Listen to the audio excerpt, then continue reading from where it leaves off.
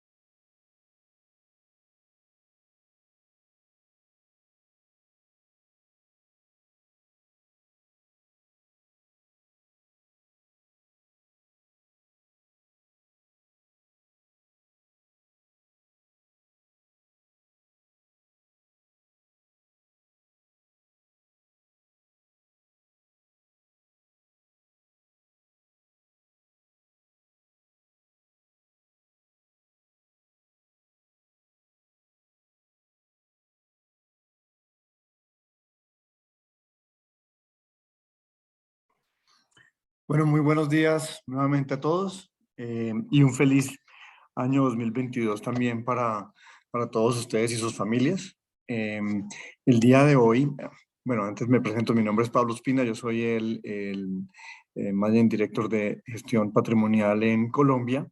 El día de hoy, Jorge Bengolea y Juan Camilo Rojas nos van a traer una actualización sobre los mercados internacionales y cómo se ven los mercados frente a este nuevo reto que tenemos con Omicron. Por contarles un poquito, Jorge, que es uno de nuestros vicepresidentes de soluciones de portafolio en Perú. Jorge lidera el área de soluciones de portafolio allá en Perú y él es economista del London School of Economics. También tiene 2 maestrías de la misma universidad y es CFA. Desde el 2019 está trabajando en Credit Corp Capital y está liderando los mandatos que tenemos en Perú y sobre todo liderando todas las inversiones internacionales. Juan Camilo, que también es vicepresidente de soluciones de portafolio para Colombia, él desde el 2011 está trabajando en Credit Corp Capital, ha trabajado en investigaciones económicas y luego estuvo en GDA, donde ha liderado diferentes proyectos y desde el 2019 está liderando esta área de soluciones de portafolio. Él también tiene a su cargo toda la parte de inversiones internacionales de los FICs que se manejan desde Colombia. La idea del webinar de hoy entonces es hacerles actualización. Recuerden que en la parte de Q&A pueden mandar sus preguntas, las cuales serán trasladadas a Juan Camilo y a Jorge. Y al final del webinar pues tendrán una encuesta que nos ayudaría mucho si nos ayudan a diligenciarla, porque con eso nosotros vamos organizando nuevos webinars que les interesan a ustedes. Entonces, sin más, le doy la palabra a Jorge, que va a arrancar con el webinar, y luego Juan Camilo. Muchas gracias. Gracias, Pablo. Hola, ¿qué tal a todos? Vamos a empezar con un breve resumen de lo que ha sucedido en los mercados financieros en diciembre y luego pasamos a la revisión de la situación macro en el mundo, que es la que les va a compartir Juan Camilo. Un ratito, ahí está. A ver, si es que vemos primero, les pediría que se enfoquen en estas 2 columnas de acá, ¿no? Noviembre y diciembre. Como seguramente recordarán, al cierre de noviembre vimos en general una corrección bien marcada en los mercados financieros en general, producto de la de la incertidumbre que generaba esta nueva variante de COVID que apareció en Sudáfrica, que era mucho más contagiosa que las que habían aparecido antes, y sobre la cual no se tenía demasiada información respecto a cuán severos serían los síntomas que ocasionaría en las personas infectadas. Entonces, en algún momento hubo un nerviosismo que se empezaba a asemejar a lo que vimos en febrero y marzo de 2020. Y es lo que llevó a que, como ven acá, todos los activos de riesgo, tanto la renta fija de riesgo crediticio como las acciones y los commodities, tuvieran un muy mal cierre de mes y una mala foto del mes completo. Como recordarán, si es que siguen nuestros reportes de estrategia y estos webinars que normalmente hacemos, lo que nosotros recomendábamos en ese momento era no tomar ninguna decisión demasiado marcada respecto al posicionamiento, dado que todavía no se conocía suficiente. Número uno, no se conocía suficiente sobre el impacto que finalmente tendría esta nueva variante de COVID, pero además era importante tener en cuenta que ya no estábamos en marzo de 2020, sino en noviembre, diciembre de 2021, en el que tenemos mucho más claro cómo lidiar con el COVID y tenemos más herramientas para tratar de combatirlo de las que teníamos hace casi 2 años. En particular, tenemos un gran porcentaje de la población que ya ha sido naturalmente infectada por el virus y que ha desarrollado algún tipo de defensas. Y además tenemos un programa de despliegue de vacunas bastante avanzado. Si es que a eso le sumamos el hecho de que en general hay, digamos, bastante hastío y fatiga en las distintas poblaciones mundiales para seguir respetando medidas de distanciamiento demasiado drásticas, y que por lo tanto hay poco apetito político por implementarlas también. Era poco probable que el impacto de esta nueva variante sea demasiado marcado o prolongado. Y a esto se le suma, además, ¿no?, el hecho de que la información que se empieza a conocer sobre esta variante de COVID lleva a pensar que, si bien es mucho más contagiosa, los estragos que genera en el cuerpo humano son mucho menos severos, y que por lo tanto cualquier impacto sobre la actividad económica sería mucho más tenue que el que vimos hace casi 2 años. Y esto de alguna forma es lo que se ha visto reflejado en la reacción de los activos financieros durante diciembre, en donde, como pueden ver, ha sido básicamente un espejo de lo que sucedió o lo opuesto, mejor dicho, de lo que sucedió en noviembre. Todos los activos de riesgo que habían rendido negativo en noviembre se recuperaron en diciembre, tanto la renta fija de riesgo crediticio como las acciones y los commodities, mientras que la única categoría que rindió en negativo fueron los activos considerados refugio, es decir, los bonos del Tesoro americano y los bonos de Estados Unidos con bajo riesgo crediticio también. En general eso es un poco lo que se vio, y de nuevo, ¿no?, la forma en la que esto se podría interpretar es que el mercado, los mercados financieros, si bien reconocen que esta nueva variante de COVID, y ahí Juan Camilo se va a poder explayar un poco al respecto, va a tener un impacto en la actividad económica, muy probablemente va a ser acotado y limitado al corto plazo. Entonces, los inversionistas, al ver hacia adelante y tratar de descontar expectativas futuras, de alguna forma están confinando este impacto de la nueva variante COVID al corto plazo, y es lo que hemos visto en estas valorizaciones, como decían. En términos de regiones, las que mejor rendieron fueron las que mayor sesgo cíclico tienen y más descontadas habían estado en el año, como el Reino Unido y Latinoamérica. Las que menos rendieron fueron de alguna forma las más defensivas, como Estados Unidos, pero que en el año ha sido la que mejor rindió.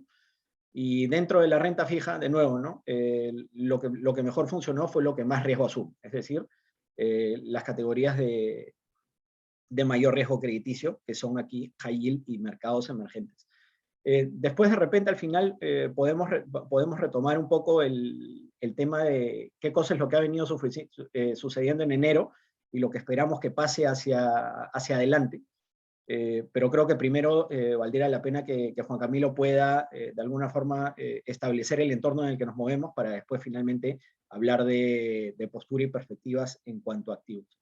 Así que para no extenderme mucho más, le cedo la palabra a Juan Camilo para hablar del entorno macroeconómico. Gracias, Jorge. Bueno, y gracias a Pablo por la presentación. Buenos días a todos. Y como lo dijo Pablo, pues feliz año y esperemos que este año sea tan bueno para nuestras cosas personales como para los mercados también. Bueno, como lo decía Jorge, tuvimos entre noviembre y diciembre una coyuntura cambiante con todo este tema de la nueva variante de coronavirus. De eso ya hemos empezado a conocer algunos detalles, que efectivamente su transmisibilidad es mucho más fuerte de lo que lo habíamos visto en otras variantes como Delta o incluso la primera variante de COVID que tuvimos.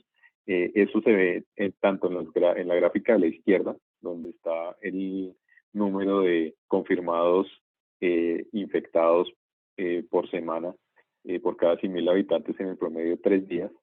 Y si ven ustedes en la última ola que corresponde a este tema de Omicron, pues supera cualquiera de las anteriores que habíamos visto en este tema de coronavirus. Sin embargo, en la gráfica de la derecha que estamos viendo ahí, también hay una información importante, y es que la letalidad, como lo decía Jorge un poco, pues es mucho menor de lo que lo vimos en otras olas anteriores. Entonces, eso va a implicar ciertas cosas para la economía que son relevantes.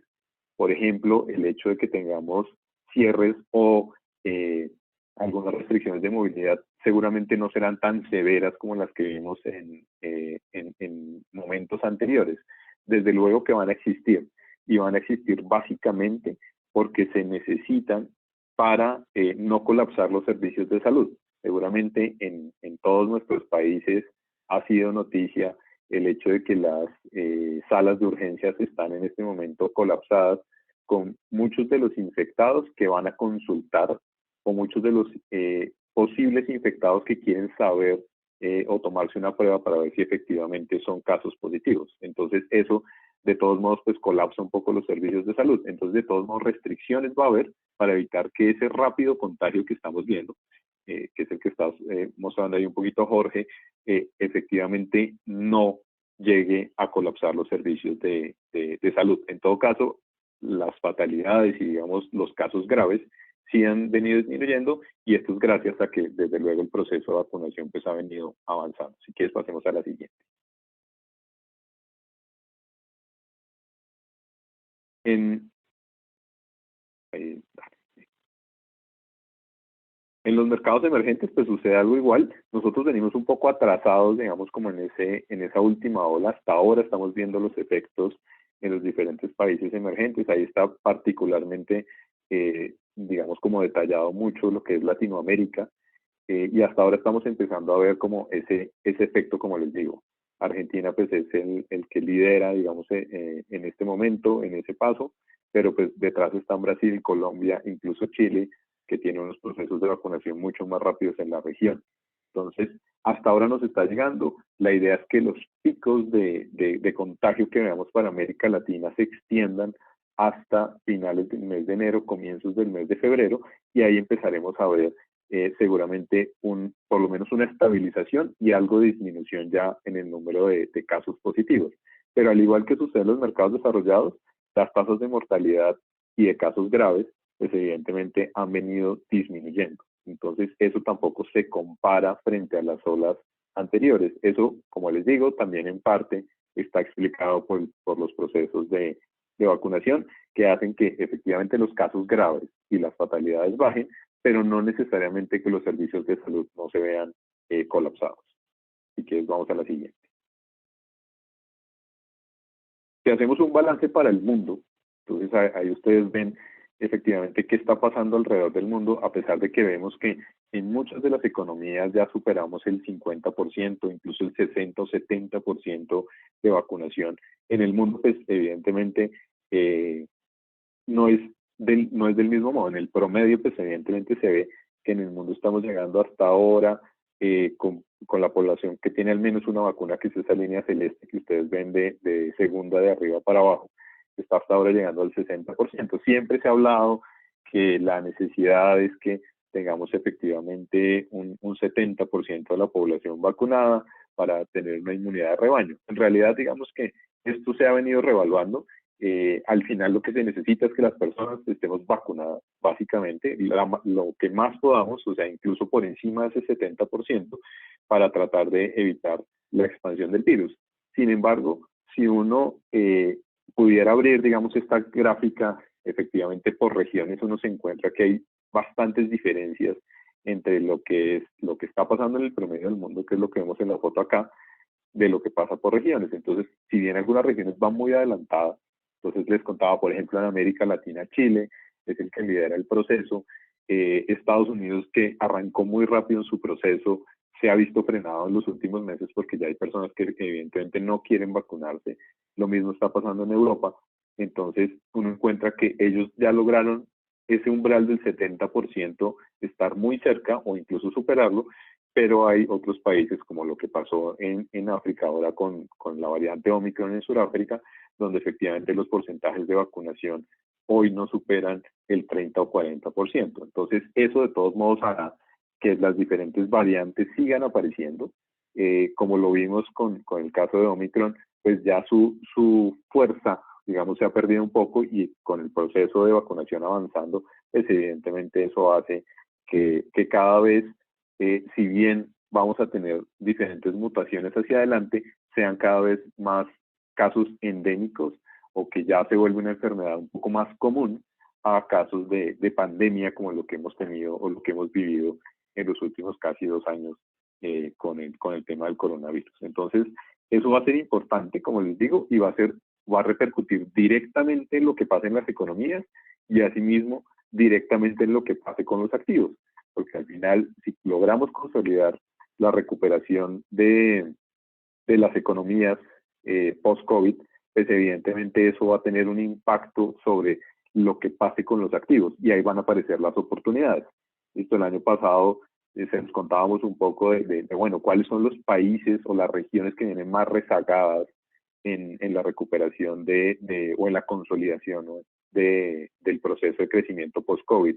Y ahí es donde están las oportunidades. En la medida en que esto vaya bajando su impacto, evidentemente vamos a tener menos bloqueos sobre las economías, vamos a estar creciendo cada vez más cerca o por encima de los potenciales que tienen las economías, y eso pues se va a ver, digamos, manifestado en lo que pase con los activos financieros como un todo. Y que pasemos a la siguiente, hijo.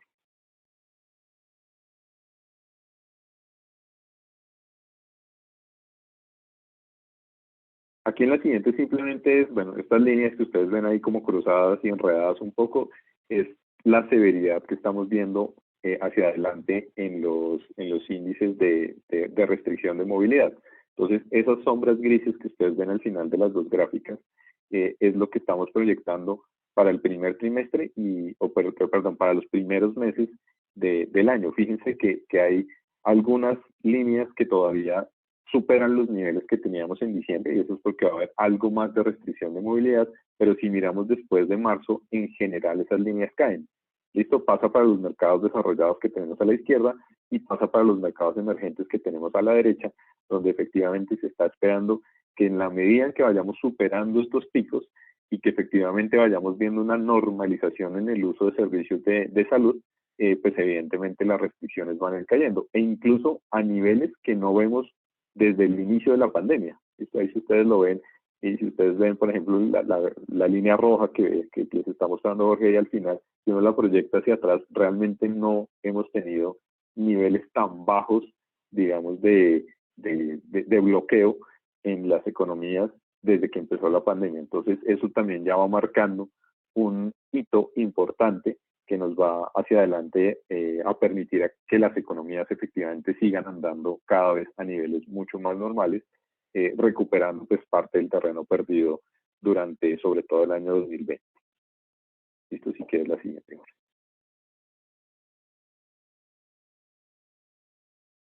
Esto es como el gran resumen de lo que les acabo de contar. Esa tabla que ustedes ven a la izquierda es un score que hace Bloomberg. Ahí el número más alto significa las economías que están mejor frente a todo este tema de la pandemia, y ahí uno ve que en esa lista de emergentes aparecen bastantes de América Latina. Está Chile, Colombia, Argentina, incluso que lo veíamos adelante un poco comprometido, hacia mitad de tabla Perú y Brasil, Perú, Brasil y México.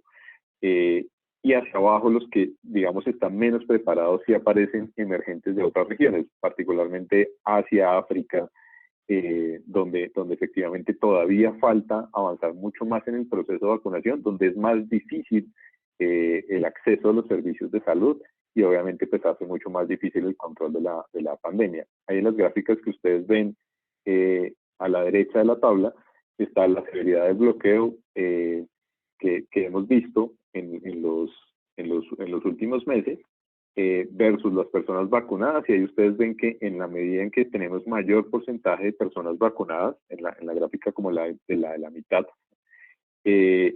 tenemos menos o son menos propensas a tener mayores bloqueos.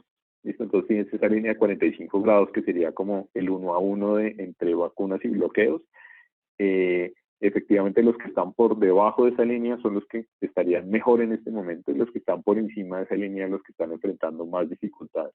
En este caso son Indonesia, Rusia, Rumania, Sudáfrica y Egipto particularmente. Y por debajo de esa línea, el que mejor tal vez se ve ahí es Taiwán, que es el que aparece más abajo dentro de ese punto, pero fíjense que América Latina está en ese grupo. ¿Listo? Está en diferentes partes, pero está en ese grupo, lo que quiere decir que efectivamente también tenemos un manejo bueno de la pandemia, unos niveles de vacunación que han venido avanzando, si no de la forma más rápida como en otros países y regiones, sí seguramente a un muy buen ritmo, lo que nos permite hacia adelante vernos menos abocados a bloqueos adicionales. Ahí en la gráfica de más a la derecha, pues ya está el progreso en vacunación en mercados emergentes, donde el tamaño de las burbujas corresponde al PIB per cápita. Entonces China pues ahí está dentro de los más grandes, pero fíjense más a la derecha está Corea, donde tenemos efectivamente un PIB per cápita alto y un total de vacunas administradas por cada 100 personas que supera el 200 o está muy cerca del 200%. Fíjense que América Latina no está mal. Chile, lo que les contaba al lado de esa bola más grande en la parte de arriba, incluso con PIB per cápita que no es el más alto dentro de los emergentes, tiene unos niveles de vacunación bien interesantes que pues también ayudan evidentemente a que tengamos un control más efectivo de la pandemia. Listo, si quieres pasemos a la siguiente.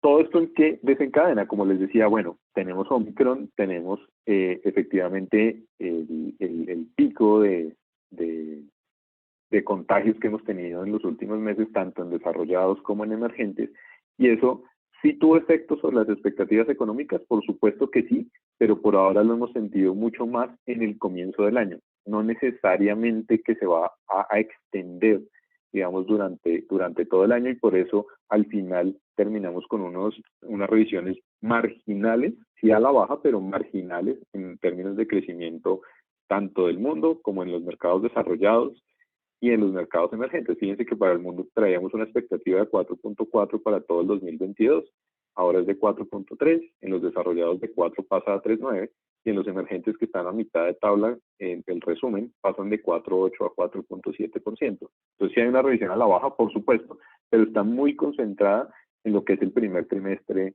del año, lo que quiere decir que efectivamente lo esperamos como algo puntual, lo esperamos como algo que no necesariamente va a generar los mismos bloqueos que teníamos antes, que sí va a generar bloqueos, como les dije anteriormente, para no colapsar los servicios de salud, pero va a ser una transición mucho más tranquila, por ejemplo, que lo que tuvimos con Delta, donde sí tuvimos unas revisiones a la baja en crecimiento mucho más relevantes y mucho más extensas en el tiempo, teniendo en cuenta que ahí sí tuvimos que hacer bloqueos mucho más estrictos, como los que tuvimos al inicio del año pasado, que duraron incluso mes o algo más de un mes, con bloqueos similares a los que tuvimos en el inicio de la pandemia. No iguales, porque pues, se fueron los más estrictos al final, pero sí similares. En este caso, lo que estamos teniendo es digamos como un desenvolvimiento de esta nueva ola en medio de una economía que no se ha cerrado completamente, pero que sí ha exigido algo más de restricciones, como estar vacunados para poder entrar a ciertos sitios, control de aforos, que es lo que hemos visto, no celebración de algunas de las fiestas, digamos, importantes al cierre del año y comienzos de este año, pero evidentemente no es del mismo talante de lo que tuvimos en el año pasado y menos de lo que tuvimos hace ya casi 2 años atrás. Si quieres, pasemos a la siguiente hora. En el más corto plazo, ¿qué ha pasado? A pesar de que nosotros esperábamos un impacto mucho más fuerte de Omicron en el corto plazo, como lo mencionaba Jorge, que es un tema de corto plazo, pues tuvimos algunas sorpresas positivas. Entonces, fíjense que los mercados desarrollados, como en todos, sí tuvieron un efecto entre noviembre y diciembre, sí hubo una desaceleración en el crecimiento, pero todavía seguimos en zona de expansión. Tal vez el que llama la atención ahí frente a pasar de zona de expansión a zona de contracción es Alemania, que tuvo Camilo, los... perdón. De repente sería bueno que nos aclares así rapidito cómo se interpreta este índice de PMI.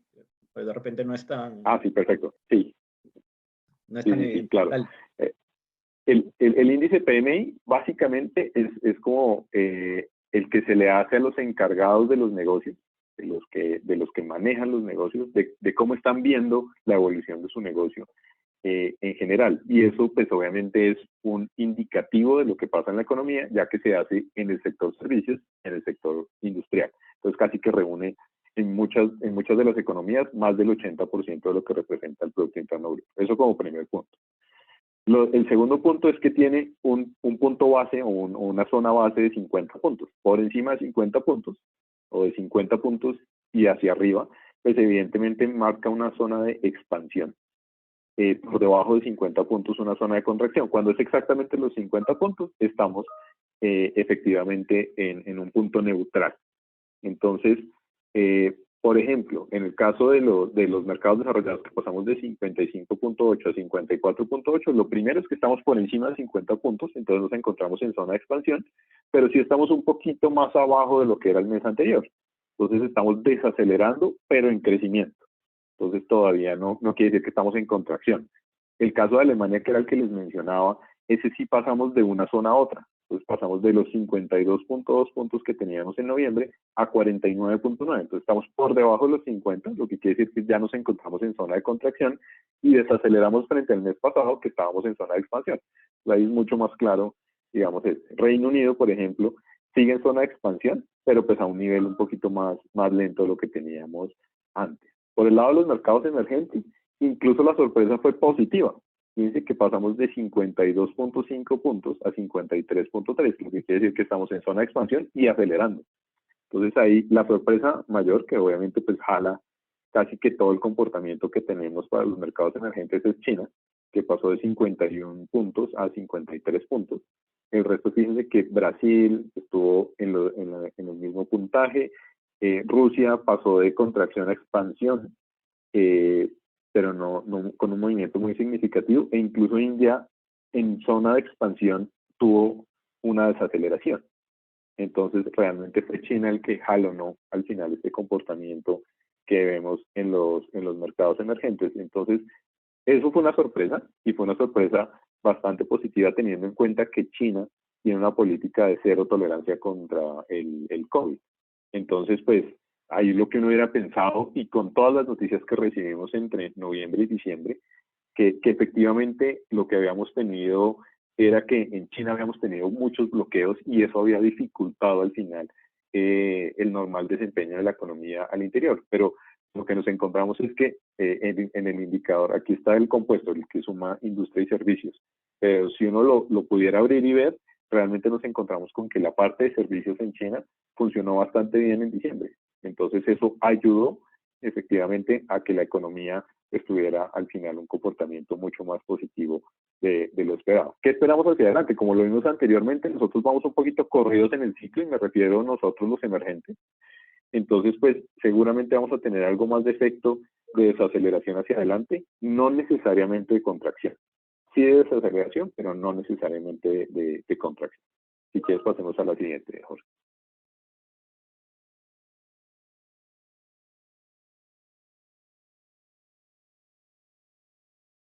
Listo. Aquí simplemente para mostrarles o ilustrarles un poquito más de lo que veníamos hablando, y es cómo se han venido comportando las economías emergentes particularmente. Entonces, si nos ubicamos en el cuadrante de arriba a la derecha, en la gráfica de la izquierda, entonces, ¿cuáles son las economías que están en expansión y aceleración? Sobre todo por el lado manufacturero. Entonces, ahí uno se encuentra que están casi que la mayoría de las economías emergentes. Esto fíjense que ahí están casi que la mayoría. Hay unas que están, el cuadro de arriba a la izquierda, los que están todavía en zona de expansión, o sea, por encima de sus 50 puntos, pero han venido desacelerando. Ahí está Colombia, Turquía y Corea.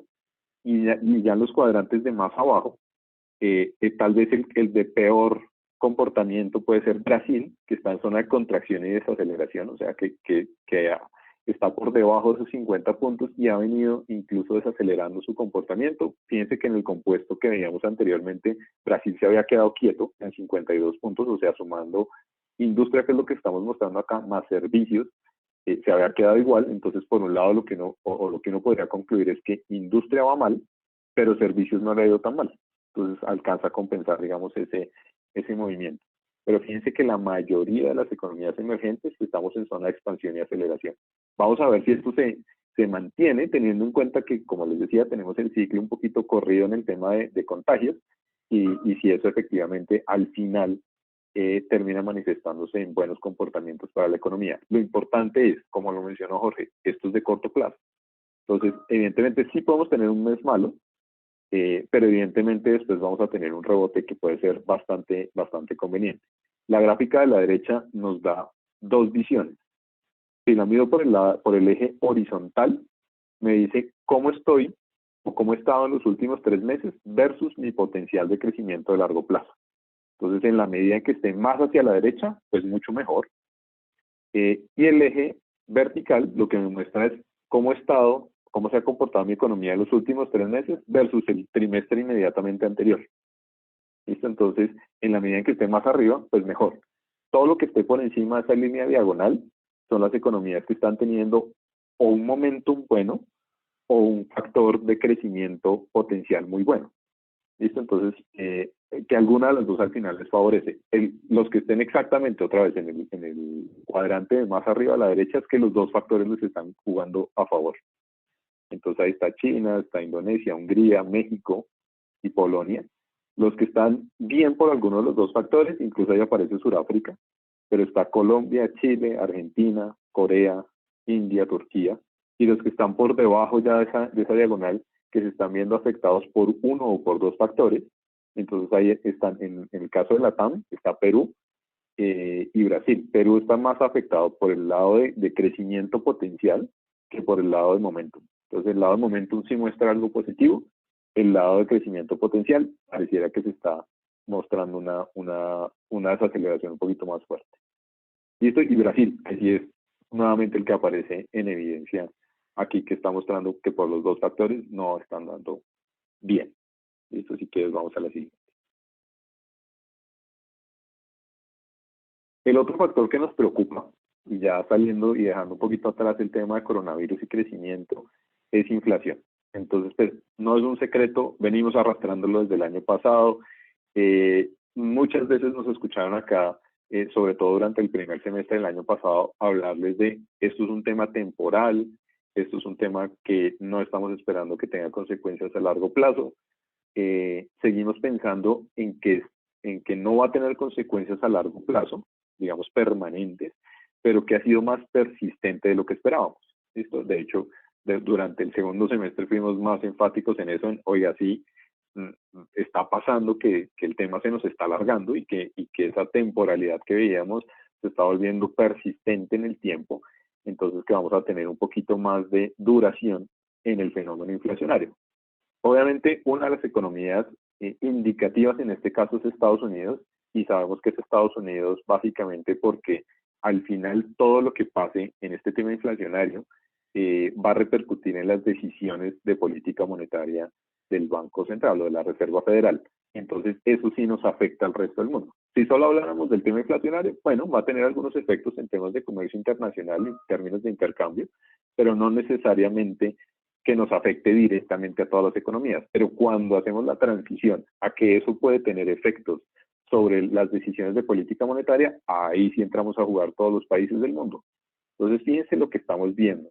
hacia adelante. Incluso en el cierre del primer trimestre estamos viendo que la inflación va a continuar incluso subiendo frente a los niveles que tuvimos al cierre del año pasado, pero a partir de ahí es de donde debería empezar el decrecimiento de esa inflación.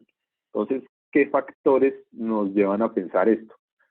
Uno de los factores más importantes dentro de la formación de precios de bienes y servicios en Estados Unidos son los precios de la vivienda. Y esos han venido mostrando una desaceleración reciente. Esto, recuerden que tuvimos un pico también en los precios de vivienda, que fue muy impulsado por las primeras decisiones de política económica que se tomaron en Estados Unidos, no solo el lado monetario, sino también el tema de ayudas por el lado fiscal, que impulsaron los precios de la vivienda. Entonces, a diferencia de lo que había pasado en la crisis financiera del año 2008-2009, lo que tuvimos en este caso fue un repunte de esos precios de la vivienda, gracias a que tenían las personas excesos de liquidez. Recuerden todo el tema de los subsidios que se extendieron incluso hasta el primer trimestre del año pasado, más tasas de interés bajos. Entonces eso fue muy conveniente al final para este tipo de activos. Entonces eso pues generó en el corto plazo o en el mediano plazo, de acuerdo como lo tomemos, porque fue también un poquito persistente, un impulso de los precios de la vivienda. Eso ya en las variaciones de más corto plazo se está viendo el punto de inflexión, y las de más largo plazo, cuando ya empezamos a tomar mediciones anuales, estamos empezando efectivamente a ver un descenso en su crecimiento. Listo, todavía siguen siendo positivas, no tenemos inflaciones negativas en vivienda, pero siguen o están en este momento efectivamente mostrando unos niveles más bajos. Los problemas de cadenas de suministro globales, esos continúan y creemos que se van a extender casi que por todo el año 2022.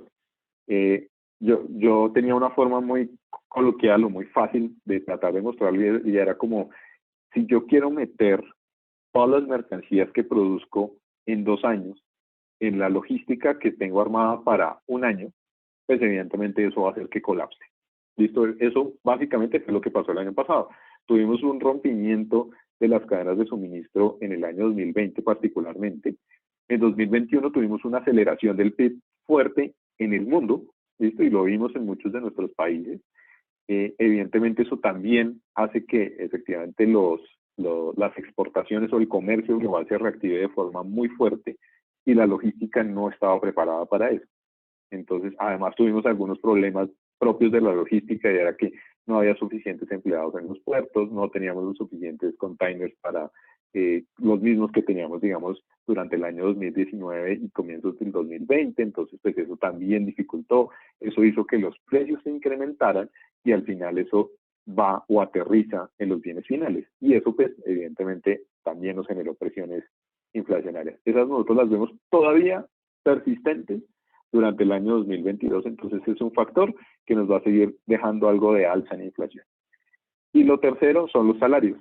Entonces también tuvimos un crecimiento de salarios en Estados Unidos, mucho más notorio en 2020 y comienzos desde el 2021, ya digamos desde el segundo semestre del 2021, han seguido evolucionando de manera anual en niveles superiores al 2%, que es la inflación objetivo, incluso acercándose a niveles de 4,5%, pero por debajo de los niveles máximos que alcanzamos de 5%, 5,5% en el crecimiento salarial.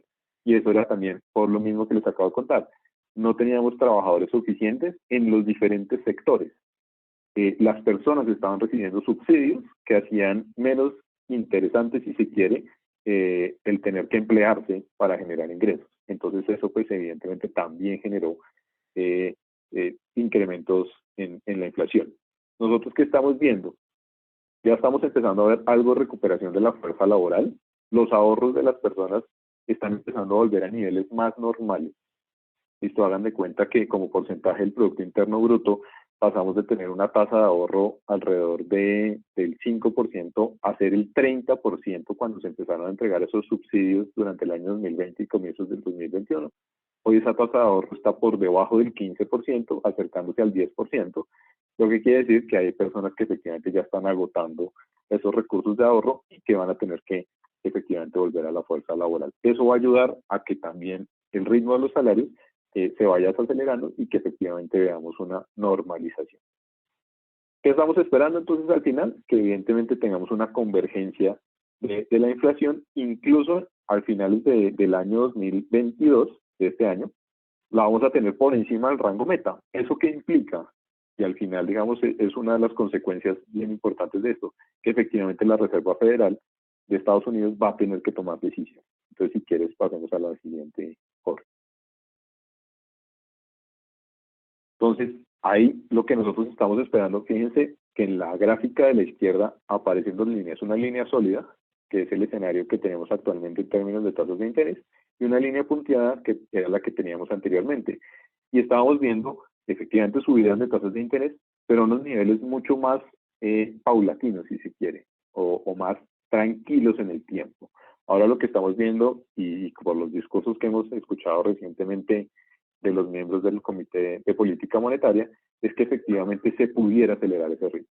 Entonces, eso, pues evidentemente, ¿qué va a hacer? Que por lo menos este año tengamos 3 subidas de tasas de interés, ya se está empezando a hablar de 4 subidas, y que incluso estas subidas no esperen mucho la finalización del programa de quantitative easing o el tapering famoso que tenemos, sino que apenas se acabe, ahí vamos a tener nuestro primer incremento de tasas de interés. Entonces podrían venir incrementos de tasas de interés desde finalizando el primer trimestre del año y durante lo que resta del año, al menos en 3 o 4 oportunidades para llegar a una tasa del 1% o el 1.25. Vamos a ver eso efectivamente cómo se va resolviendo en el tiempo, porque ahí se vuelve un poquito más, si se quiere, difícil la tarea de los responsables de la política monetaria, porque tienen que balancear el control de precios con el crecimiento. Entonces, si efectivamente tenemos que este tema de Omicron va a ser un tema de corto plazo y permite que la evolución de la economía no se vea muy distorsionada como lo vimos en la tabla inicial, podrían sentirse más confiados en subir tasas de interés. Si efectivamente vemos algún efecto sobre el crecimiento económico que lleve a una desaceleración un poco más fuerte, que no necesariamente sea Omicron, sino que efectivamente las expectativas de las personas cambien al no tener los mismos excesos de liquidez que tenían antes, al ver que las tasas de interés están subiendo, pues evidentemente la Reserva Federal tendrá que ser un poco más cauta. Entonces, por eso es que nosotros estamos por ahora en 3. Ya hemos visto que efectivamente, como les contaba, diferentes bancos de inversión han empezado a moverse a 4 subidas de tasas de interés, que no consideramos improbable, pero que creemos que va a ser un proceso que en el tiempo se va a ir dando paulatinamente. En la gráfica de la derecha, la que siempre les mostramos un poco, y es cómo esos excesos de liquidez ayudan a que los activos de riesgo, como las acciones, efectivamente tengan un comportamiento positivo. Y ya le estamos quitando ese impulso, como esa gasolina, que es esa línea roja, ya les la empezamos a quitar un poco, que es el tapering, efectivamente. Entonces, ¿qué puede pasar con las acciones? Fíjense que en los procesos de tapering anteriores que tuvimos, sobre todo por allá en el año 2014, pues efectivamente se dio el proceso de tapering, las acciones siguieron subiendo, tal vez un poco más lento de lo que lo venían haciendo antes, pero pues ya empiezan a responder a otros factores como si la economía crece, qué tanto crece, eso qué tanto se ve manifestado en las ventas que tengan las compañías y a su vez pues obviamente en los múltiplos y en lo que estamos esperando hacia adelante. Jorge les va a contar ahora un poquito eso, cómo lo estamos yendo hacia adelante. Sin embargo, quitándole incluso este impulso, nosotros somos positivos, aunque efectivamente las acciones en Estados Unidos pues van a seguir teniendo un crecimiento no tan acelerado como el que hemos visto en los últimos años, pero que seguramente va a estar mucho más cercano a su norma, que está entre el 6 y el 8% al año. Listo, Jorge. Así.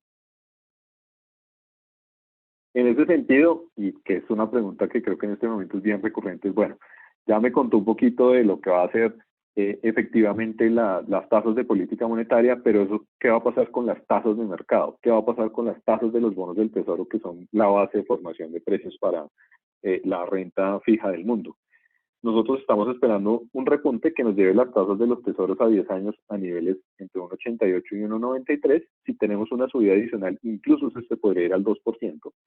Entonces, pues hay que efectivamente entender que evidentemente la renta fija se va a ver afectada por ese factor, por el factor tasa base, pero que tiene otro factor adicional en su valorización, y es qué pasa con los excesos de liquidez que todavía hay en el mundo, qué pasa cuando las tasas de interés se vuelven muy altas en mercados emergentes, sin que realmente el riesgo sea tan alto o sea tan significativo, entonces hay otro factor que es el factor de valorización o de valor, que evidentemente puede ayudar sobre todo a las categorías de mayor riesgo. ¿Listo? En este caso, pues a lo que es spread de crédito y mercados emergentes. Entonces ahí seguimos siendo algo constructivos con esos factores.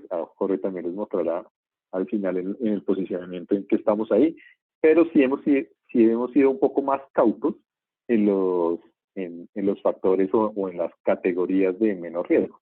¿Listo? Porque esas sí reciben directamente el impacto mucho más fuerte de las subidas de las tasas de interés, y ahí se van a ver manifestados pues, posibles desvalorizaciones. Obviamente un carry más interesante, por supuesto, pero evidentemente en la medida en que las tasas de interés tenemos la expectativa de que van a seguir subiendo, pues vamos a ver tasas de interés que van a ir evolucionando más al alza que a la baja. Siguiente. En la eurozona tenemos una historia parecida. El caso de la eurozona en términos de inflación es un poco más, digamos, como direccional, y tiene mucho que ver con lo que pasa con los precios de la energía. Recuerden que Europa es un gran importador de petróleo particularmente y de gas. Entonces ellos sí tienen mucho que ver su inflación con lo que pasa en energía. En la medida en que estamos viendo que efectivamente los precios de la energía, superando el primer trimestre del año, deberían empezar a mostrar una tendencia más de desaceleración, evidentemente eso también se va a manifestar en lo que pase en la inflación de la eurozona y el Reino Unido. Como ustedes lo ven, ahí la convergencia es un poco más rápida de lo que lo vemos para Estados Unidos. Entonces, pues evidentemente eso hará que si bien los bancos centrales tengan que tomar decisiones, pues también da un poquito más de manejo de la política monetaria en esa región. Si quieres, en la siguiente. Ahí el que se ha tal vez apurado un poco es el Banco de Inglaterra, que ya subió tasas de interés.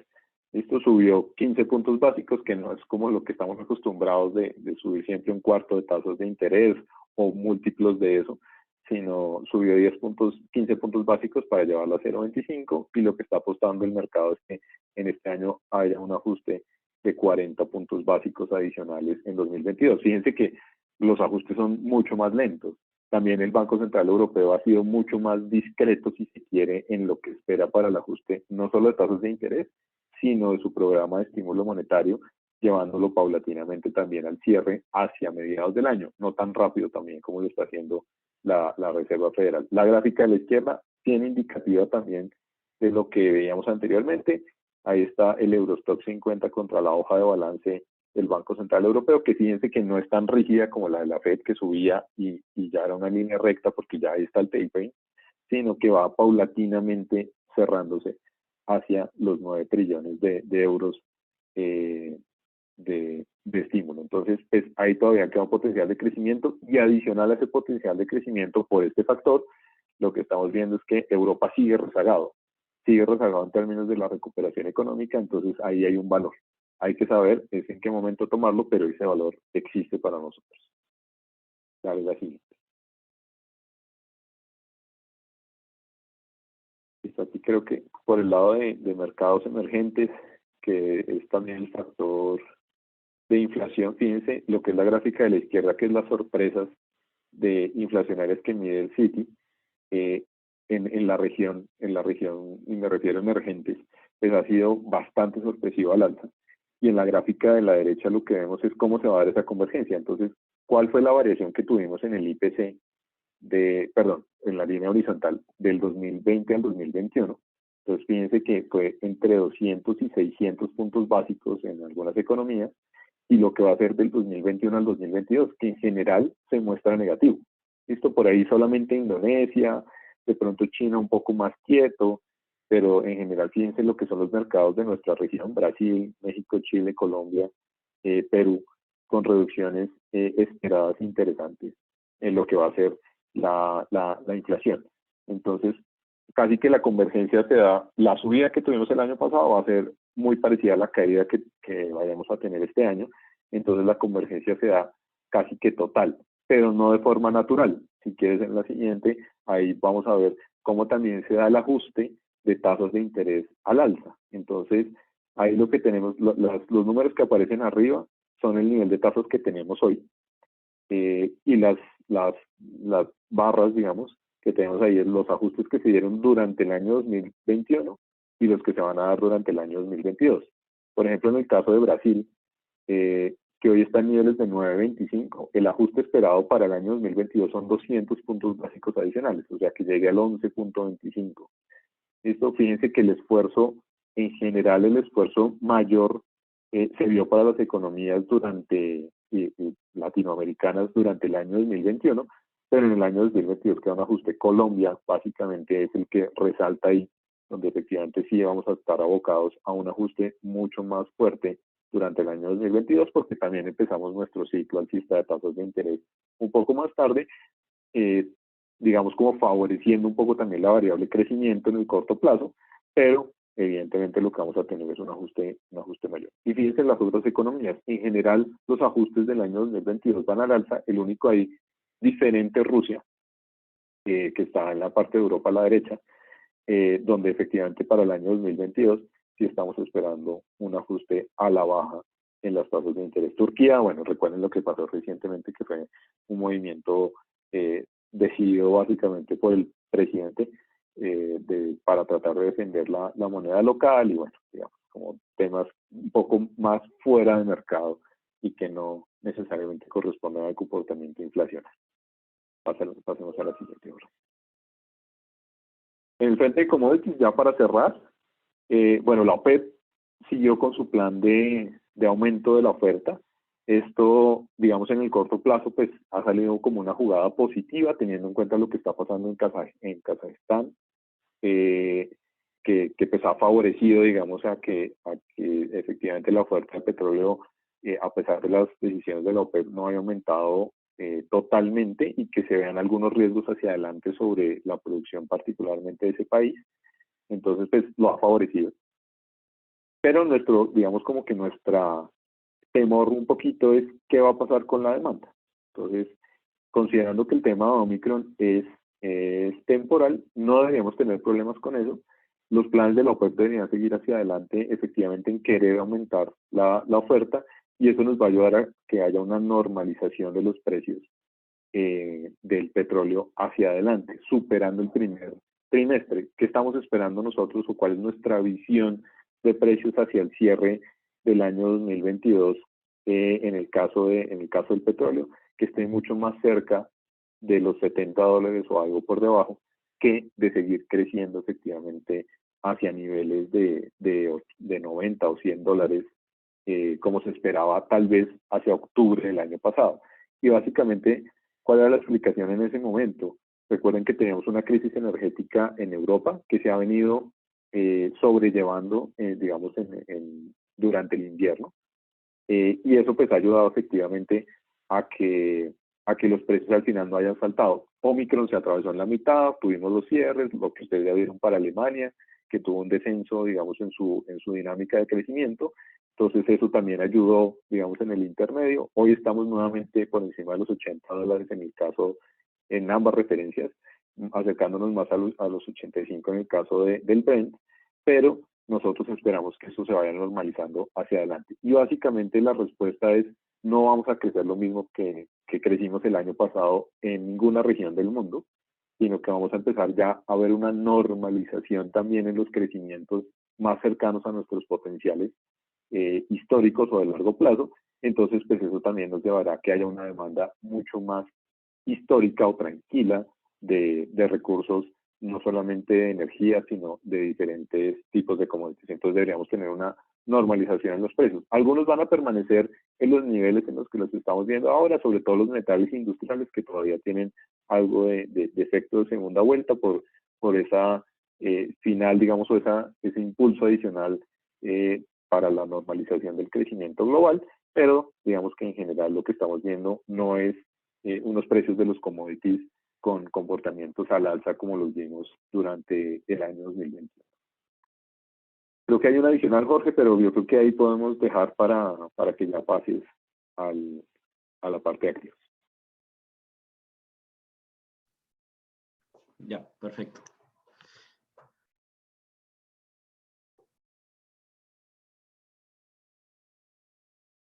Perdón.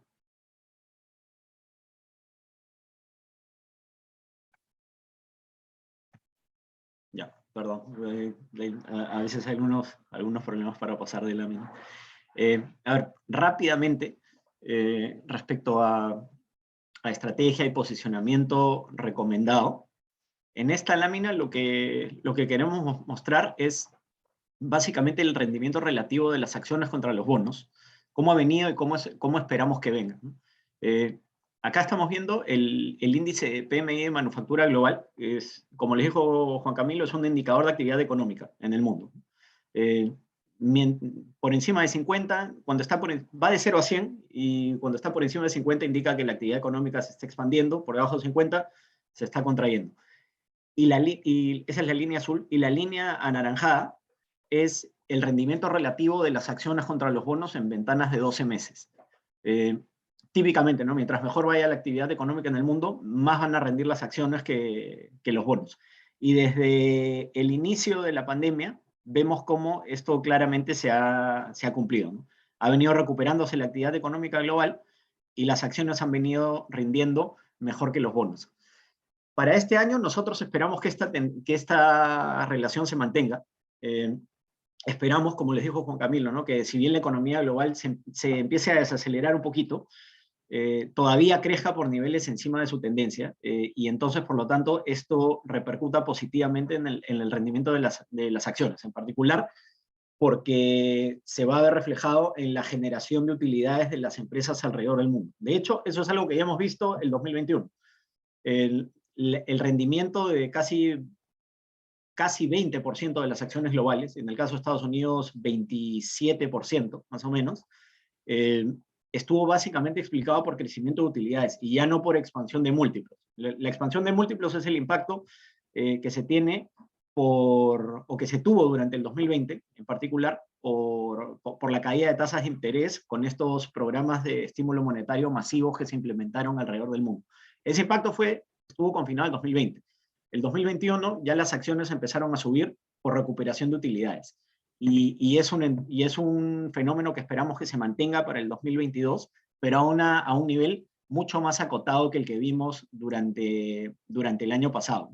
Y en ese sentido, estas son las expectativas que tenemos para la renta variable este año. Creo que lo más importante es, de repente, enfocarse en Estados Unidos, en donde, como les decía Juan Camilo hace un rato, esperamos un retorno positivo, pero mucho más acotado que el que vimos el 2021. Y dado que la bolsa de Estados Unidos pesa más o menos 60% de la capitalización bursátil de las acciones globales, lo que pase con Estados Unidos finalmente va a determinar, para bien o para mal, cuál es la senda que tomen las acciones globales, ¿no? Entonces ahí vamos a tener un retorno positivo, pero es importante tener en cuenta que muy probablemente sea más acotado que el que vimos el 2021 y el 2020.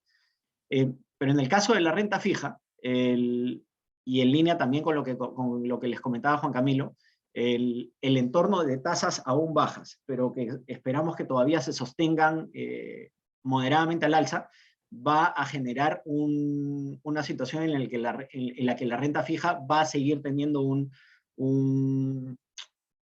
se va a seguir moviendo en un entorno, en un contexto complicado, ¿no? Como pueden ver aquí, las categorías de menor riesgo crediticio, los bonos del Tesoro de Estados Unidos y Investment Grade de Estados Unidos, probablemente tengan un retorno ligeramente negativo, y las categorías de mayor riesgo crediticio y que están más expuestas al crecimiento económico global sean las que mejor rindan. Pero de nuevo, en un contexto en el que los retornos absolutos van a ser probablemente bajos.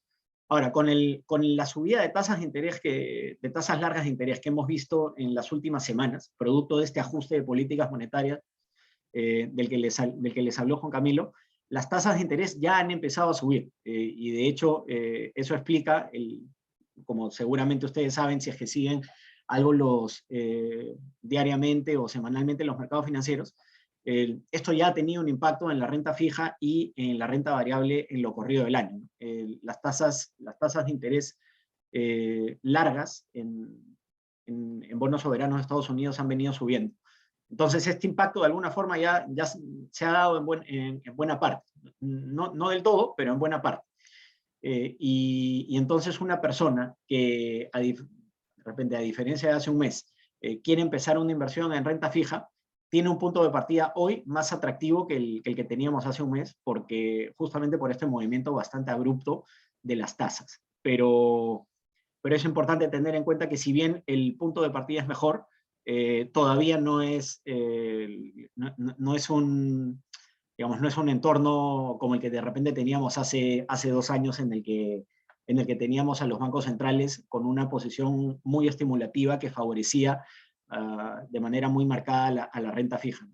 Y es por este motivo que nosotros seguimos subponderando la renta fija. Respecto a una estrategia global, los portafolios que nosotros gestionamos y el posicionamiento que recomendamos tiene un peso actual menor en renta fija que el que estratégicamente debería tener en el largo plazo.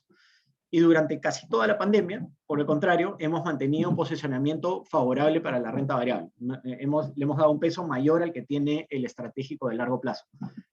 Sin embargo, dado el rally tan marcado que vimos durante todo el año pasado, y en particular esta recuperación que vimos en diciembre, combinado con este ajuste de tasas de interés que se han empezado a ver estas últimas semanas, nos pareció que el cierre de diciembre era un buen momento como para empezar a cuidar un poquito los portafolios y reducir ligeramente la exposición a renta variable. Y de hecho es algo que hicimos, y actualmente el posicionamiento que recomendamos ahí es ya neutral. No estar subponderándolo, pero neutral, dado que en el corto plazo, de nuevo, ¿no?, por estos problemas que podría traer en el corto plazo la variable Omicron y este ajuste de tasas de interés, es probable que la renta variable tenga un periodo de consolidación. Y de hecho es algo que hemos estado viendo ya este año, ¿no?, en el que lo corrido de enero ha rendido ligeramente negativo. Entonces esa es una decisión táctica que tomamos hace un par de semanas, que hasta el momento viene funcionando bien, pero aquí quería recalcarles que es muy probablemente una decisión de corto plazo, a la espera de que esta consolidación termine, dado que, como les decía, ¿no?, de acuerdo como indican estos retornos esperados y esta relación del PMI de manufactura, que esperamos se mantenga por encima de 50, creemos que la renta variable va a rendir mejor que la renta fija y en términos positivos este año. En esta lámina de acá, lo que hacemos es mostrar cómo se han movido las tasas de interés durante el mes de noviembre.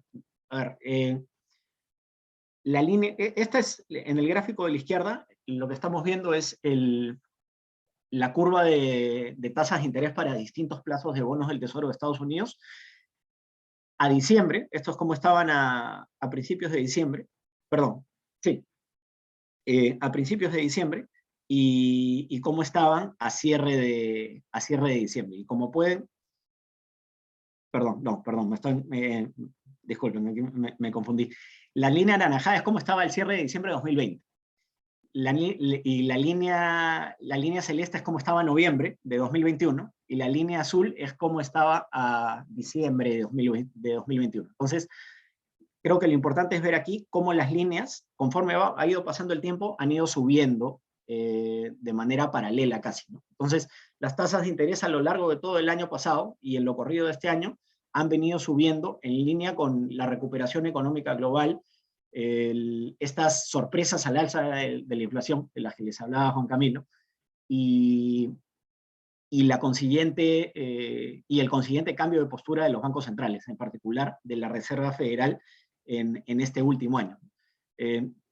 Y esa es una senda que nosotros pensamos que se va a mantener. En este último mes, de noviembre a diciembre, como pueden ver, se acentuó a lo largo de toda la curva, y si es que vemos el gráfico de la derecha, vemos cómo se ha movido la tasa de interés del bono a 10 años, solamente el bono a 10 años de Estados Unidos en el último año. Como pueden ver, con algunos picos y valles, pero la tendencia en general es al alza. Y esto, ojo, lo estamos viendo solo en este gráfico hasta el 31 de diciembre. Si lo vemos a lo corrido de enero, vamos a ver que esto ya está en niveles más cercanos a 1,75.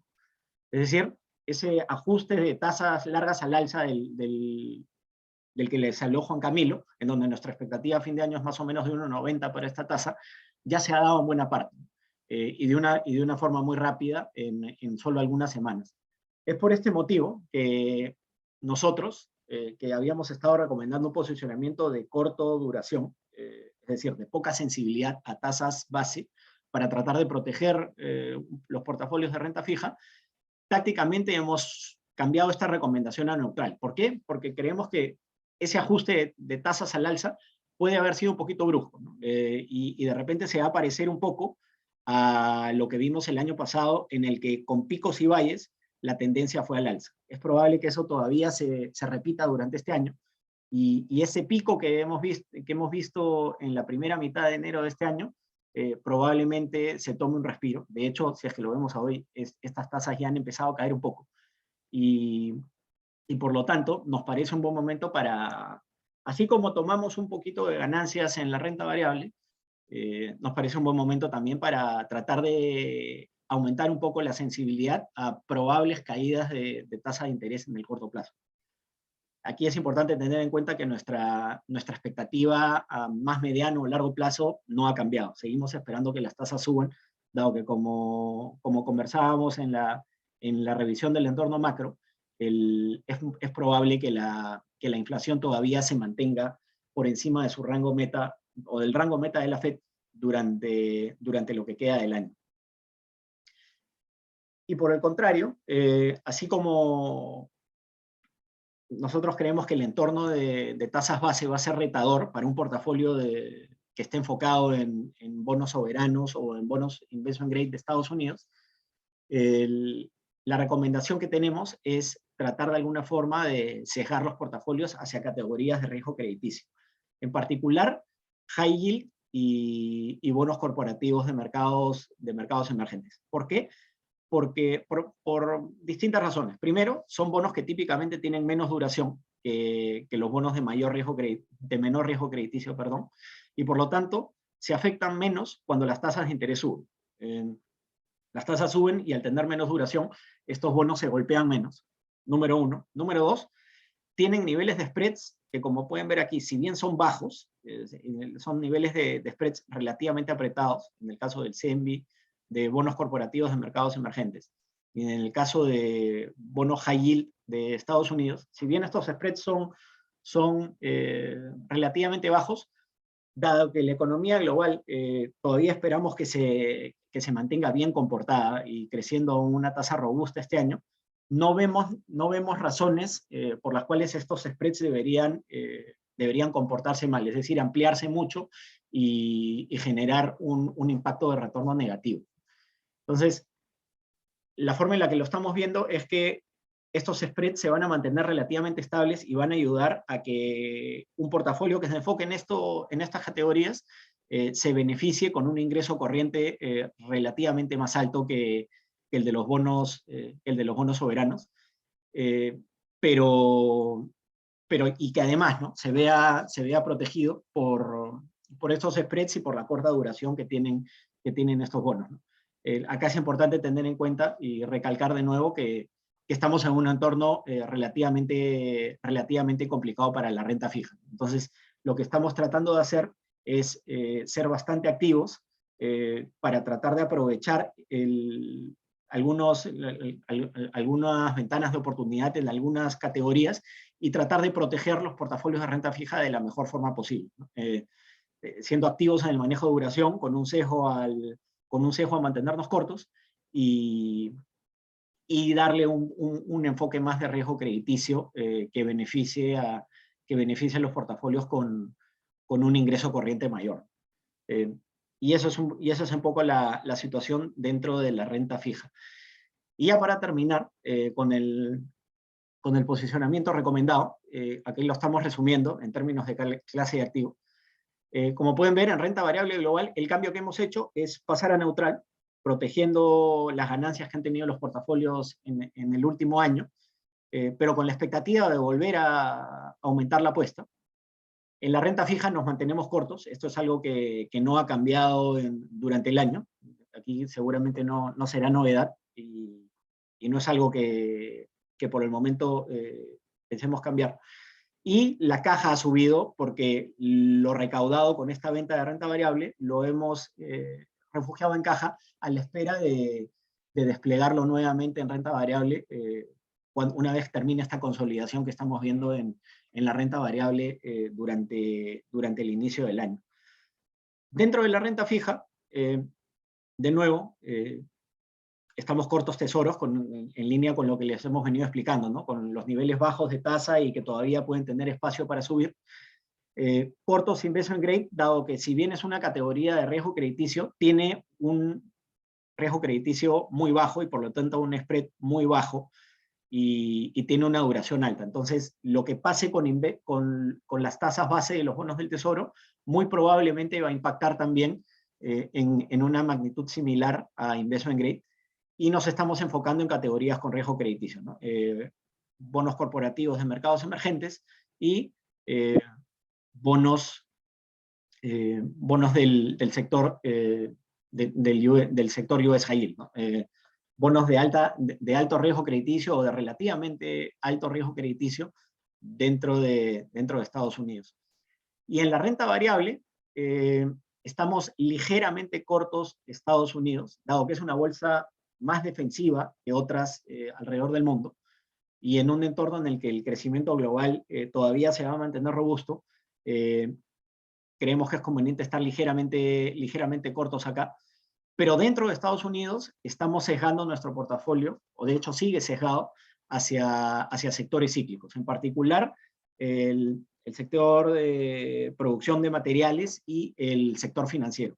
Teníamos una apuesta en el sector energía acá, una sobreponderación que este último mes hemos cerrado, dado la recuperación tan marcada del precio del petróleo, que se reflejó también en las acciones del sector energía, y que, como les contaba con Juan Camilo, ¿no? Dado que no vemos mucho espacio para que los precios del petróleo aumenten de manera muy marcada en los próximos meses, nos parece que era un buen momento para cerrar esa apuesta y de alguna forma asegurar la ganancia que nos ha traído. Y en términos de otras regiones, estamos, como les conté al principio, dándole un sesgo cíclico a nuestros portafolios, ¿no? En particular, con apuestas dentro del Reino Unido y dentro de mercados emergentes, que son algunas de las bolsas que mayor sensibilidad tienen al ciclo económico global, por su composición sectorial. Y es algo que nos parece apropiado mantener, no solamente por este sesgo cíclico, sino porque dentro de la renta variable, además muestran valorizaciones relativas que son particularmente atractivas, ¿no? Entonces, tanto por valorización como por expectativa de crecimiento, creemos que tiene sentido estar enfocando el portafolio de renta variable en estos sectores. Eso en cuanto a posicionamiento recomendado. Y ya para terminar la exposición y dejar un espacio para preguntas, vamos a ver rápidamente el rendimiento de los fondos Visión Global, que son los fondos que nosotros ofrecemos en nuestra plataforma offshore, que diversifican a nivel global y que reflejan el posicionamiento que nosotros recomendamos y que les hemos expuesto en esta presentación. Acá estamos viendo el retorno de diciembre. A ver, primero con una breve introducción. Los fondos son tres, ¿no? Visión Global 1, Visión Global 2 y Visión Global 3. Pasando del Visión Global 1 al 2 al 3 vamos tomando más riesgo. Es decir, la exposición a renta variable va creciendo. En el Visión Global 1 es 23%, en el 2 35% y en el 3 55%. Y por el contrario, la exposición a renta fija va cayendo. En el Visión Global 1 es 68%, en el 2 55% y en el 3 35%. Entonces, a ver, estos fondos se manejan en bloques, ¿no? Lo que hacen es implementar una misma estrategia de renta fija y de renta variable, solo que dependiendo del perfil de riesgo, le dan distintos pesos a cada una de estas estrategias. Y en diciembre, como pueden ver acá, dado que la renta variable tuvo un muy buen mes, y el riesgo crediticio un buen mes pero menor, los tres fondos rindieron positivo, ¿no? Y en particular el Fondo Visión Global 3, que como les decíamos se recuperó después del episodio de aversión al riesgo que vimos que vimos en noviembre, ¿no? Fue un muy buen mes en general para todos los activos de riesgo, y esto se vio reflejado en el fondo, en los tres fondos, ¿no? En el Visión Global 1, en el 2 y en el 3. Y en términos anuales, también vemos un muy buen retorno.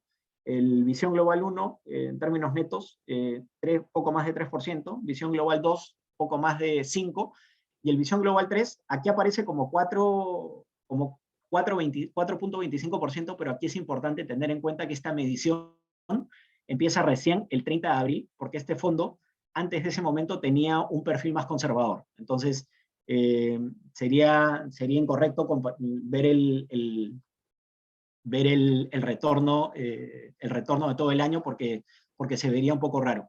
Si es que este fondo hubiese tenido la misma estrategia todo el año, este retorno probablemente estaría más cercano al 7 u 8%. Entonces, ha sido un muy buen año para estos fondos de diversificación global.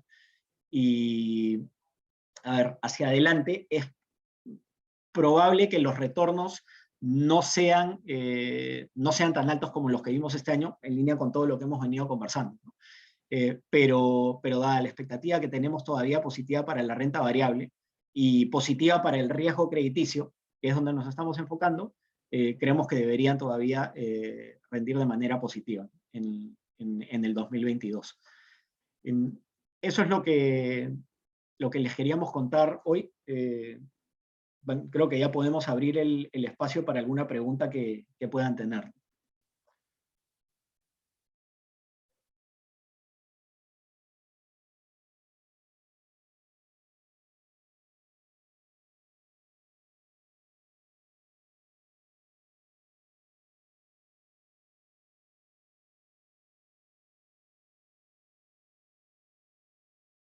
A ver, hay una pregunta sobre si los fondos Visión Global son los mismos a nivel local que el exterior. A ver, hay dos plataformas, ¿no? Voy a hablar del caso de Perú. De repente Juan Camilo puede hablar un poquito más del caso de Colombia. En Perú existe la plataforma local, que es la de Credifondos, en donde tenemos los fondos Visión. No Visión Global, sino Visión. La estrategia de estos fondos es la misma que la de los Visión Global. De hecho, el equipo que los gestiona es el mismo. Somos nosotros, Juan Camilo, Klaus Kempfe, que es quien también es el líder regional del equipo y quien también normalmente hace estos webinars.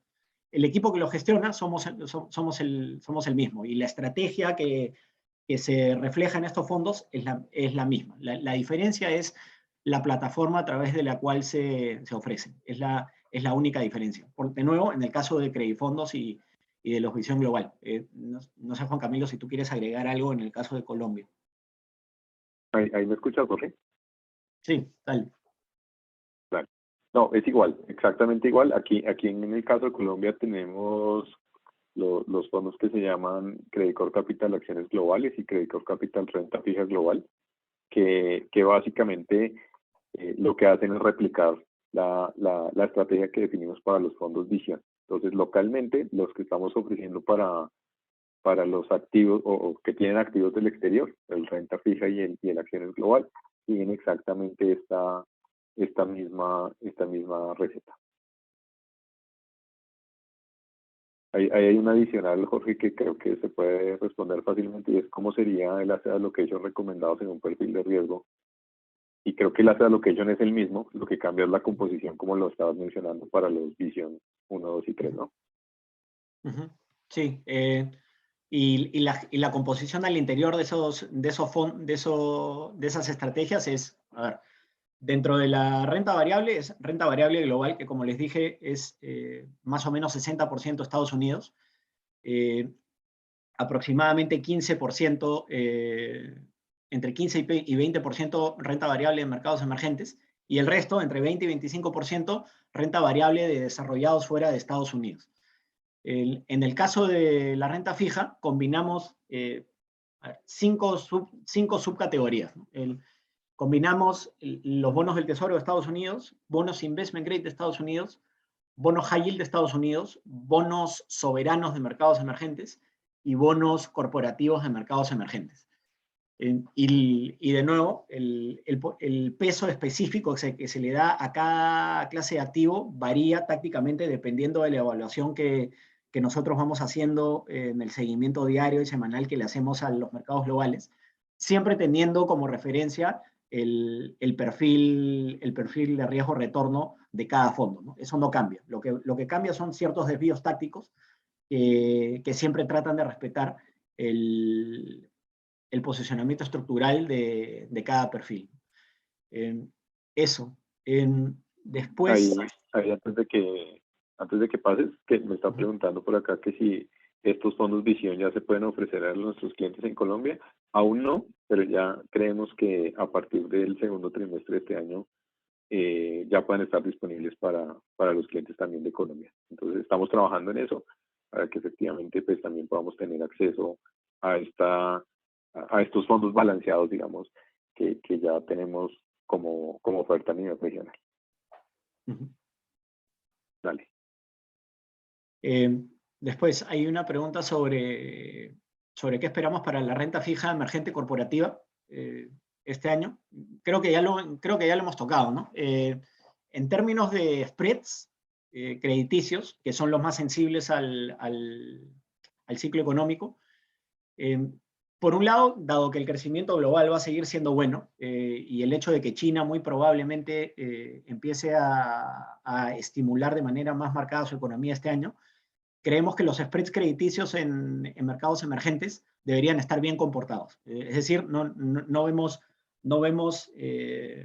motivo para pensar que puedan ampliarse mucho y por lo tanto perjudicar a esta categoría. Pero dado que está en niveles ya relativamente apretados, tampoco vemos espacio para una compresión demasiado marcada. Eso en cuanto a spreads. Y en cuanto a tasa base, inevitablemente, ¿no? Dada la tendencia al alza que esperamos, la tasa base seguramente va a tener un impacto negativo. Pero aquí es importante tener en cuenta que al ser la renta fija de mercados emergentes de menor duración o de relativamente corta duración, el impacto negativo de estas subidas de tasa debería ser más acotado, ¿no?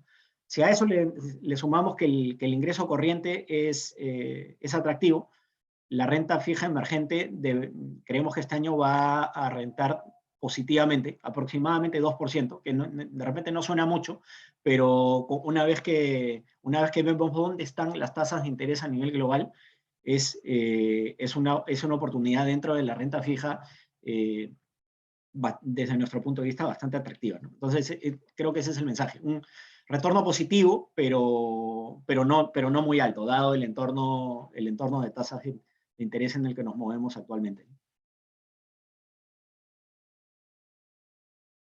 Ok, aquí nos hacen alguna pregunta sobre los flujos de inversión extranjera en renta variable LATAM.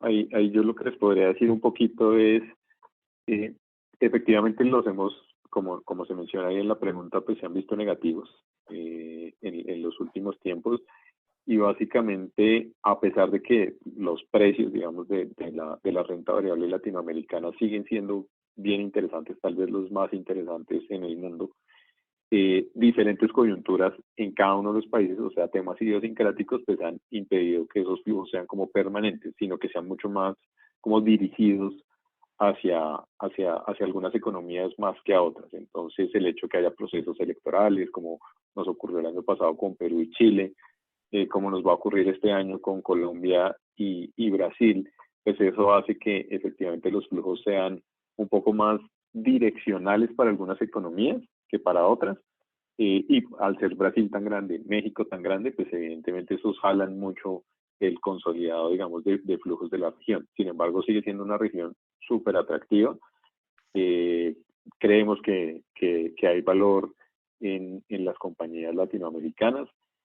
Sabemos que el flujo extranjero, pues evidentemente va a ser determinante, y ahí, como les digo, temas idiosincráticos, y este año se nos une un poquito el tema de normalización de política monetaria en el mundo, que vamos a ver qué efecto adicional va a tener. Pero entonces ahí hay que ser tal vez un poco más estratégicos, que es nuestra tarea, y en ese sentido pues ir mirando dónde es que se van generando las oportunidades. No es tan fácil como decir, sí, los flujos van a llegar y van a llegar a todas las economías y van a llegar en este momento, porque es difícil por la incertidumbre que hay, sobre todo, como les digo, por temas idiosincráticos, pero pues evidentemente sí vemos que hay valor en los activos en la región.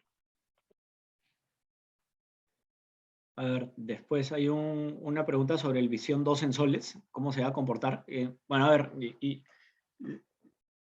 el Visión 2 en soles, en realidad, para los que no saben, el Visión 2 en soles es un fondo que se maneja en Credifondos, acá en Perú, que tiene un perfil de riesgo como el del Visión Global 2, y de hecho los activos al interior son los mismos que el del Visión Global 2, con la única diferencia de que el valor cuota se reporta en soles, a diferencia de los Visión Global que reportan valor cuota en dólares. Entonces ahí la expectativa es viendo el rendimiento de los subyacentes, es decir, de lo que hay al interior del fondo, la expectativa sigue siendo la misma, ¿no? Un retorno positivo para este año, pero más acotado que el que hemos visto en 2020 y 2021.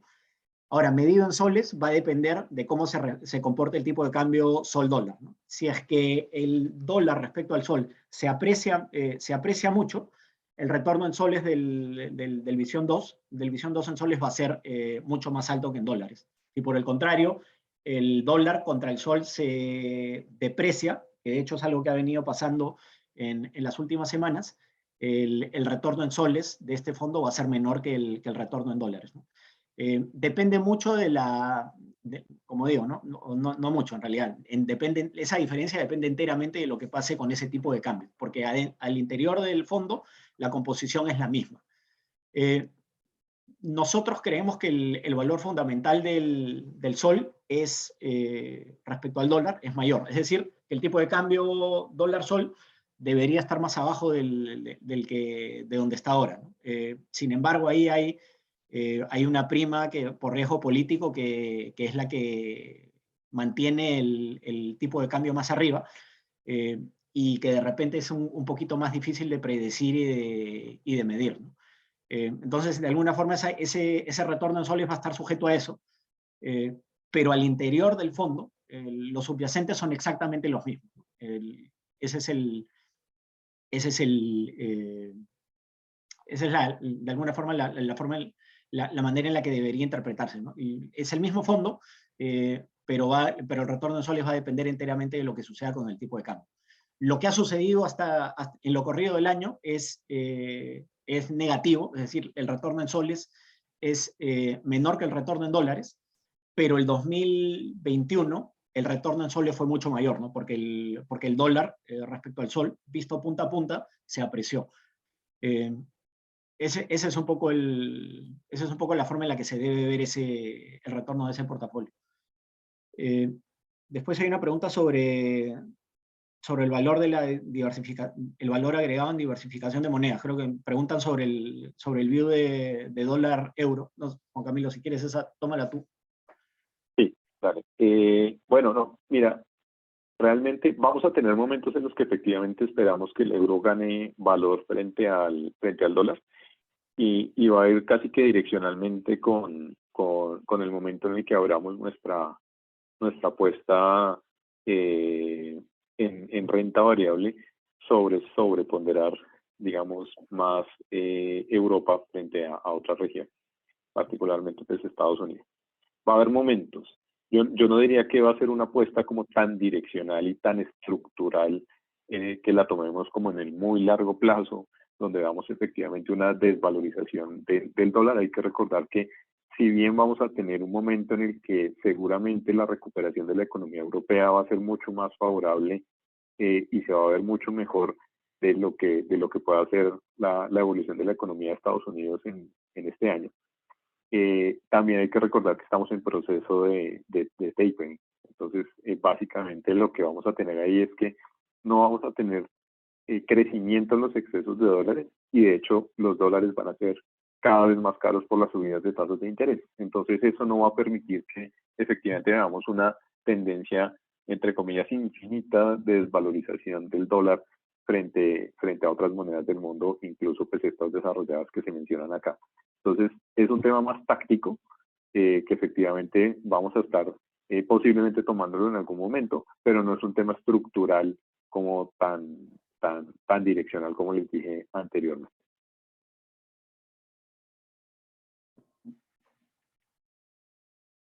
Creo que estamos, Jorge. No veo más preguntas adicionales. Perfecto. Bueno, no, muchísimas gracias a todos nuestros participantes y obviamente a Jorge y a Juan Camilo por la charla tan entretenida que tuvimos ahora en la mañana.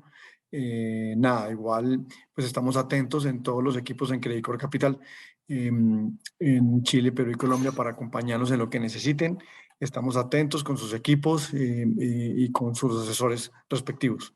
Pues muchas gracias y nuevamente un feliz año 2022. Que esté muy bien. Gracias a todos. Gracias a todos. Cuídense. Chao.